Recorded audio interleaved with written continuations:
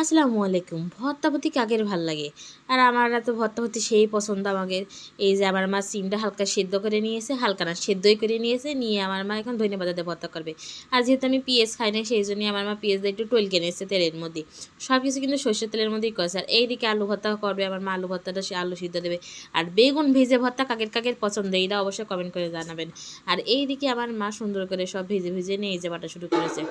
এই বাটাটাই আমি লবণ সহ মানে তুলে নিয়ে লবণ দিয়ে একা মাইকে খেয়ে নিয়েছিলাম। এত স্বাদ লাগে, এত মজা লাগে, কি আর কব।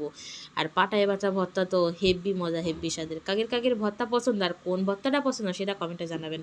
তারপরে আমার মা একটু সর্ষের তেল দিয়ে সুন্দর করে পাটার উপর মাইকে নিচ্ছে, সুন্দর করে ঝাঁকানাকা করে মাইকে নিলে এবার আমি আমার মার কাছে, মা ওই পাটার মধ্যে ভাতটা মেখে খেতেই হবে।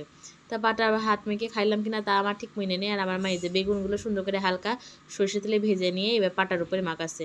এরম বেগুন ভেজে যদি ভর্তা করা হয় আমার যে কী স্বাদ লাগে। আর আমি যেহেতু পেঁয়াজ খাই না তাই আমার মা আগের থেকে তুলে রাখিল।